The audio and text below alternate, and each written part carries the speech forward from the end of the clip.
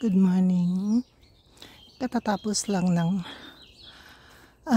pag-spread ko ng fertilizer sa mga roses. Habang nagpapahinga, mag-vlog muna ako.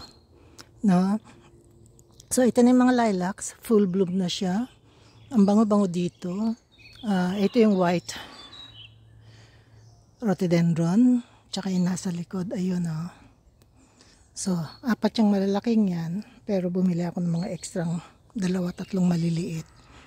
Yung iba, kinuha ko na lang dito. Siguro, kukuha ko dito sa baba. Kasi puputulin ko ito eh. Masyado na siyang bumaba.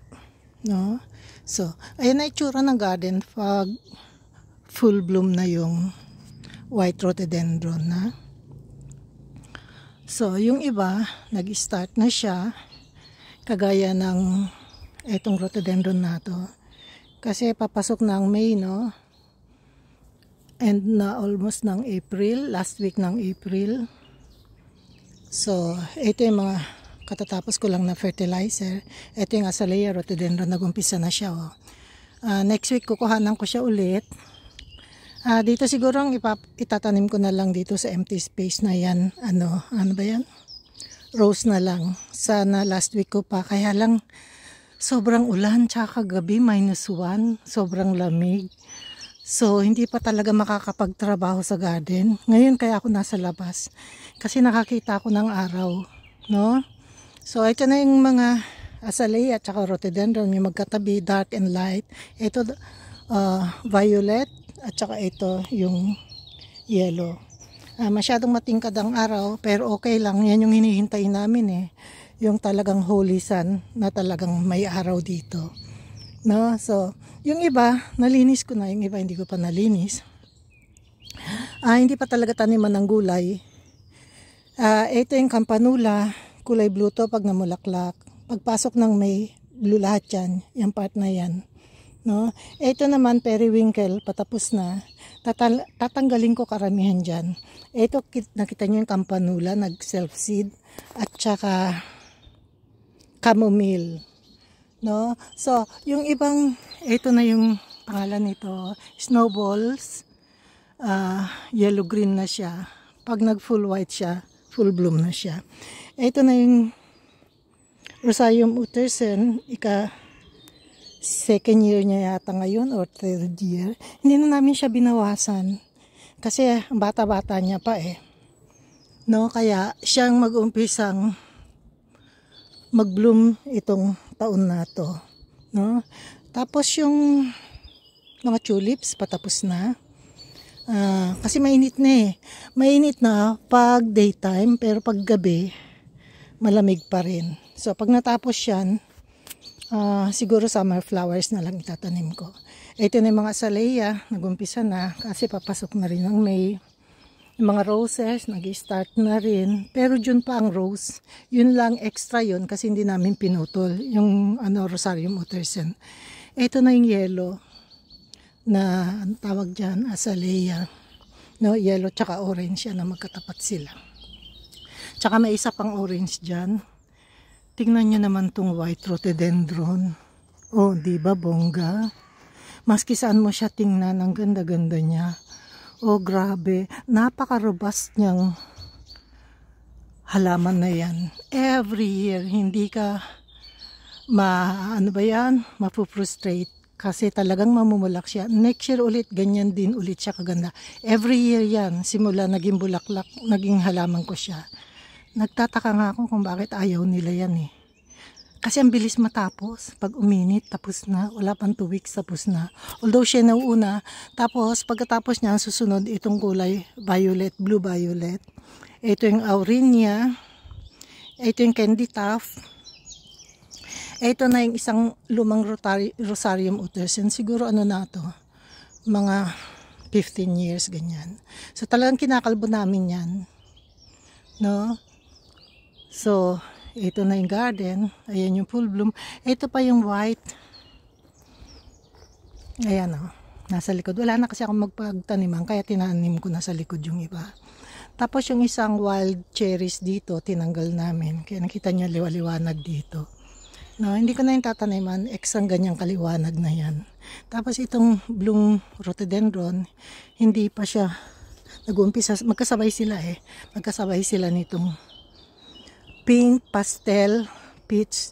Tapos yung japonica, tapos na. No? Ito na yung isang tawag dito. Snowball. Tapos, ganyan ang bulaklak ng tawag dito, walnut. No? So, ito, nilagyan ko ng tungkod. Kasi nasa mukha ko na yung pangalan nito. Lilacs. No? So, sandali lang to, maiksi lang, hindi ko hahabaan. Kasi ang dami ko pang trabaho eh. Malamig kagabi. Plus 10 ngayon. Pero pag may araw, siguro plus 12, plus 13, ganyan. So, ito yung garden. Nakita nyo, dahan-dahan na nag-green yung grass kasi nalagyan na ng fertilizer. Ito na yung lilacs. Dito sa side na to. No? Ito yung magnolia. Fuchsia pink magnolia. Itong rhododendron na to, ililipat ko sa kabila. Sa likod ng robot station. Yung lawn mower namin. Tapos itong mga to, matagal pa to, shaded kasi ito eh. Puro rhododendron to, ibabang kulay. May violet, dark violet, may pink, may red, at saka purple. So, ito na siya. Tapos yung cherry blossom, sakura, patapos na. So, ito na yung itsura ng garden. Pag ganitong panahon, no? Papasok na tayo ng, hindi pa, may 1 week pa ng May. Pagtapos ng rhododendron, roses naman ang susunod. Nag-fertilizer ako ng mga roses ngayon. Pero hindi ko na ipapakita kasi puro buds pa lang naman ang makikita. Ito na yung hydrangea, blue hydrangea ito. Hydrangea at saka flat siya, hindi siya bilog. So, ito na yung rhododendron na mga kinuha ko dito sa gilid. Tinanim ko na lang dyan. Tapos, balik tayo dito. Ito na yung mga roses ko dito sa maliliit na beds. Iba-ibang roses. Saka ko na-discuss pag may bulaklak na siya. At saka this year, hindi ko naputulan ng hindi ko na-trim yung lavender. Ewan ko kung ano magiging itsura niya yan. First time ko siyang hindi na-trim. Ayan, ang laki-laki. Yan yung pinaka-mother ng lavender. Lahat na makikita nyo yung lavender na kapaligid dito sa garden ko, galing lahat yan. Kasi pag tinapas ko yan, prinun ko, tinatanim ko siya. Kaya ang daming lavender. Kasi siya ang partner ng roses. So, ito na yung mga